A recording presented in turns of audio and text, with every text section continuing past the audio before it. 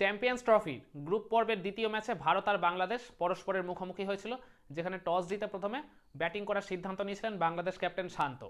তো রোহিত শর্মা আর কি পরে টসের সময় বলেছিলেন যে তিনিও টস জিতলে নাকি শুরুতে বোলিং করার ডিসিশনই নিতেন। তো যাই হোক, ভারত ওই জায়গায় প্রথমে বোলিং করার আর কি সুযোগ পেয়ে বাংলাদেশকে মাত্র 228 রানেই তারা অল আউট করে দিয়েছিল। তো ভারতের বোলাররা ঠিক কিভাবে বাংলাদেশের সবকটা উইকেট তুলে নিয়ে তাদের এদিন মাত্র 228 রানের মধ্যেই গুটিয়ে দিতে পেরেছিল, চলুন সেই সব কিছু নিয়ে আজকের এই ভিডিও অ্যানালিসিস করা যাক। বাংলাদেশ তাদের ইনিংসের প্রথম উইকেটটা হারায় একদম প্রথম ওভারেই। মোহাম্মদ শামি আর কি ভারতের হয়ে বোলিং ওপেন করেছিলেন, তার ওই ফার্স্ট ওভারের একদম লাস্ট ডেলিভারিতে তিনি তুলে নিয়েছিলেন বাংলাদেশের ওপেনার সৌম্য সরকারের উইকেটটা। একদম সামনের দিকে লেংথের একটা ডেলিভারিতে সৌম্য ওই জায়গায় আর কি ড্রাইভ করতে গেছিলেন, কিন্তু ওই ইনসাইডে হয় ওই জায়গায় উইকেট কিপার KL রাহুলের হাতে ক্যাচ দিয়ে সৌম্য আউট হয়ে যান কোনো রানের খাতা খুলতে না পেরে। ফলে বাংলাদেশের ওই জায়গায় 1 রানে 1 উইকেট চলে যায়। আর এর পরের উইকেটটা বাংলাদেশ হারায় তার ঠিক ভেরি নেক্সট ওভারই, যখন হর্ষিত রানা তার প্রথম ওভার বোলিং করতে এলেন। ওই একটা আউটসাইড দিয়ে অফ স্টাম্প ডেলিভারি করেছিলেন ওই জায়গায় বাংলাদেশ ক্যাপ্টেন শান্তকে, আর শান্ত ওই জায়গায় ওটাকে পেয়ে একটা লফটে ড্রাইভ করতে গেছিলেন, কিন্তু কাভারে ফিল্ডিং করা বিরাট কোহলির হাতে তিনি ক্যাচ হয়ে ধরা পড়ে গেলেন। তো যার ফলে শান্ত কোনো রানের খাতা খুলতে পারেননি, 0 রান করেই তাকে প্যাভিলিয়নে ফেরত যেতে হলো। আর তার সাথেই বাংলাদেশের স্কোরটা হয়ে গেছিল 2 রানে 2 উইকেট। এরপর তৃতীয় উইকেটে ওই বাংলাদেশের আরেক ওপেনার তানজিদ হাসান তামিম আর মেহেদি হাসান মিরাজের মধ্যে একটা 24 রানের পার্টনারশিপ গড়ে উঠেছিল। দুজনকে কিন্তু উইকেটে বেশ কমফোর্টেবল লাগছিল, তারা ভালো মতো শটও কিন্তু নেগোশিয়েট করছিল ভারতের ওই পেস বোলারদের এগেনস্টে। কিন্তু যখন মনে হচ্ছিল জুটিটা একটু একটু করে আর কি জমে উঠছে, তখন মোহাম্মদ শামি ওই ইনিংসের ষষ্ঠ ওভারে বোলিং করতে এসে তিনি দ্বিতীয় বলেই তুলে নেন ওই মেহেদি হাসান মিরাজের উইকেটটা। মোহাম্মদ শামির আগের ওভারে মিরাজ তাকে ওই রকম টাইপেরই একটা ডেলিভারিতে বাউন্ডারি মেরেছিলেন কাভার দিয়ে। আর যে ডেলিভারিতে মিরাজ আউট হলেন, স্বামী কী করেছিলেন ডেলিভারির লেংথটাকে একটু আর কি পিছিয়ে দিয়েছিলেন, আর যার ফলে মিরাজ ওই একই রকম টাইপের শট খেলতে গেছিলেন কাভার দিয়ে, কিন্তু ওই আউটসাইডে হয় ওই স্লিপে ফিল্ডিং করে শুভমান গিলের হাতে ক্যাচ দিয়ে মিরাজ আউট হয়ে যান মাত্র 5 রান করে। আর সাথে বাংলাদেশের স্কোরটা হয়ে গেল 3 উইকেটে 26। আর এরপর বাংলাদেশের ইনিংসের নবম ওভারে আকসার প্যাটেল এই দিন আর কি প্রথম বল করতে আসেন, আর এসেই তিনি তুলে নেন জোড়া উইকেট। ওই ওভারের দ্বিতীয় বলেই তিনি তুলে নেন ওই ক্রিজে পুরোপুরি সেট হয়ে যাওয়া বাংলাদেশের ওপেনার তানজিদ হাসান তামিমের উইকেটটা। তানজিদকে তিনি একদম সামনের দিকের একটা লেংথের ডেলিভারি করেছিলেন, তো তানজিদ ওটাকে আর কি কাট করে বাউন্ডারি মারতে গেছিলেন, কিন্তু ওই আউটসাইডে হয় উইকেট কিপার KL রাহুলের হাতে ক্যাচ দিয়ে তিনি আউট হয়ে যান 25টা রান করে। আর এর ঠিক ভেরি নেক্সট ডেলিভারিতেই বাংলাদেশের এই টিমের সবচেয়ে অভিজ্ঞ ব্যাটার, সবচেয়ে অভিজ্ঞ ক্যাম্পেইনার মুশফিকুর রহমানের উইকেটটাও তুলে নেন এই আকসার প্যাটেলই।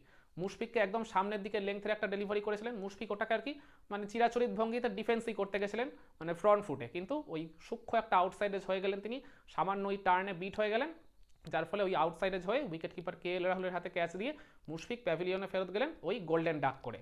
আর সাথে সাথে বাংলাদেশের স্কোরটা হয়ে গেছিল 5 উইকেটে 35। তখন বাংলাদেশের পয়েন্ট অফ ভিউ থেকে এরকমই মনে হচ্ছিল যে রানটা আদৌ 100 গন্ডি টপকাবে তো, কিন্তু এরপর হয়তোবা ভারত তাদেরকে 100 রানের নিচেই আটকে দিতেই পারতো। তো আকসার প্যাটেল তখন পরপর 2 বলে 2 উইকেট পেয়ে ওই জায়গায় হ্যাট্রিক বলের সামনে আকসার প্যাটেল তখন ওই জায়গায় আকসার প্যাটেল ওই জায়গায় তখন পরপর 2 বলে 2 উইকেট পেয়ে হ্যাট্রিকের সুবর্ণ সুযোগ ছিল তার সামনে। আর তখন ক্রিজে নতুন ব্যাট করতে আসা ওই জাকের আলী অনেক তখন আর ক্রিজে ছিলেন তখন ওই আর ক্রিজে তো পরপর 2 বলে 2 উইকেট পেয়ে আকসার প্যাটেলের সামনে তখন হ্যাট্রিকের একটা সুবর্ণ সুযোগ ছিল, আর তার সামনে ছিল ওই ক্রিজে নতুন আসা জাকির আলী অনেক।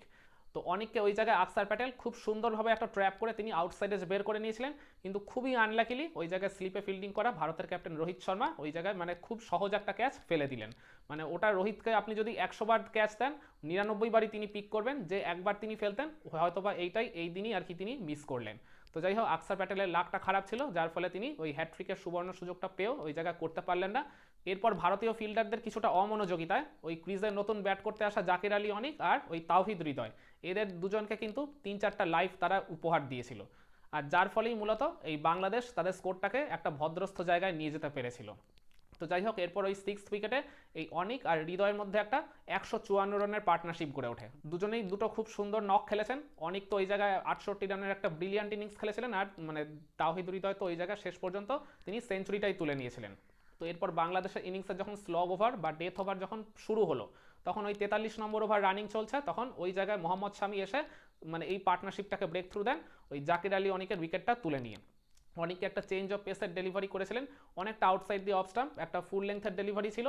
তো অনেক মিড উইকেট দিয়ে ওইটাকে একটা বড় শটে কনভার্ট করতে গেছিলেন, কিন্তু ওই ব্যাটে বলে টাইমিংটা ঠিকমতো না হওয়ায় ওই মানে লিডিং এজ হয়ে তিনি ক্যাচ আউট হয়ে যান। ফলে 68 রান করে তাকে প্যাভিলিয়নে ফেরত যেতে হলো। আর বাংলাদেশের স্কোরটাও হয়ে গেছিলো সাথে সাথে 6 উইকেটে 189। এরপর সপ্তম উইকেটে ওই ক্রিজে আগে থেকে সেট হয়ে যাওয়া তাওহিদ হৃদয় আর ওই নতুন আসা রিশাদ হোসেনের মধ্যে একটা 25 রানের পার্টনারশিপ গড়ে ওঠে। রিশাদ ওই জায়গায় দুটো ছক্কা একটা বাউন্ডারি মেরে তিনি একটা 18 রানের লিটিল ক্যামিও খেলে গেছেন ঠিকই, কিন্তু ওই জায়গায় রিশাদকে খুব বেশিক্ষণ আর টিকতে দিলেন না ওই ভারতের ওই উঠতি পেস বোলার হর্ষিত রানা।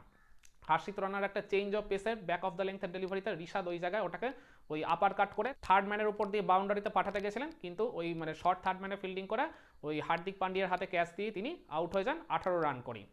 তার সাথে সাথেই বাংলাদেশের সপ্তম উইকেটের পতন ঘটে।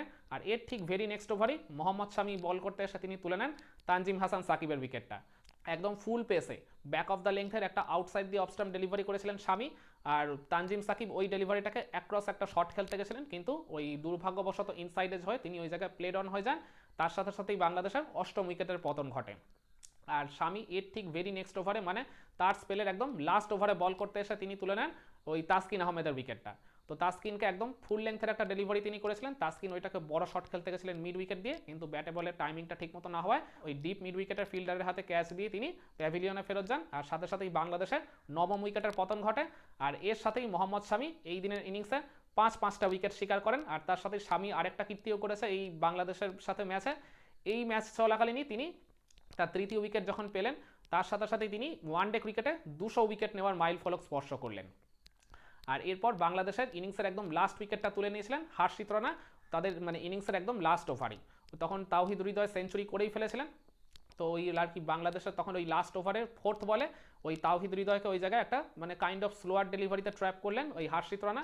তো তখন আর কি একদম ইনিংসের শেষের দিকে বড় শট তো খেলতেই হবে, তো তাওহিদও ওইটাকে একটা মানে বড় শটে কনভার্ট করতে গেছিলেন, কিন্তু ওই মানে টাইমিংটা ঠিকমতো হয়নি, যার ফলে ওই আর কি লিডিং এজ হয়ে তিনি ক্যাচ আউটের শিকার হলেন। তো তার সাথে সাথেই বাংলাদেশের ইনিংসের সমাপ্তি ঘটলো 228 রানে। তো 229 রানের লক্ষ্যমাত্রা নিয়ে ব্যাটিং করতে নেমে ওই শুভমান গিলের দুরন্ত সেঞ্চুরিতে আর তারপর ভারতের অন্যান্য ব্যাটারদের সহযোগিতায় মাত্র 4 উইকেট খুইয়ে 21 বল হাতে রেখে ভারত এই 229 রানের লক্ষ্যমাত্রা চেস করে খুবই সহজে তাদের গ্রুপ পর্বের প্রথম ম্যাচে জয় তুলে নেয়। আর ভারতীয় বোলারদের মধ্যে এদিন সবচেয়ে সফল ছিলেন মোহাম্মদ শামি। দীর্ঘদিন পর তিনি আবার ওই নিজের পুরনো ছন্দে পুরনো টাচে তাকে আর কি দেখা গেল বল করতে। আর এছাড়া হর্ষিত রানাও তিনটা উইকেট পেয়েছেন, আর সাথে আকসার প্যাটেলও 2 উইকেট শিকার করেছেন। তো আপনারা কি মনে করেন বাংলাদেশের ইনিংসের কোন উইকেটের পতন দেখে আপনি সবচেয়ে বেশি খুশি হয়েছিলেন, বা কোন ব্যাটার আউট হওয়ার সাথে সাথেই আপনি ওই জায়গায় সবচেয়ে বেশি স্বস্তির নিঃশ্বাস ফেলেছিলেন? কমেন্ট করে আপনার মতামতটা জানাবেন নাকি?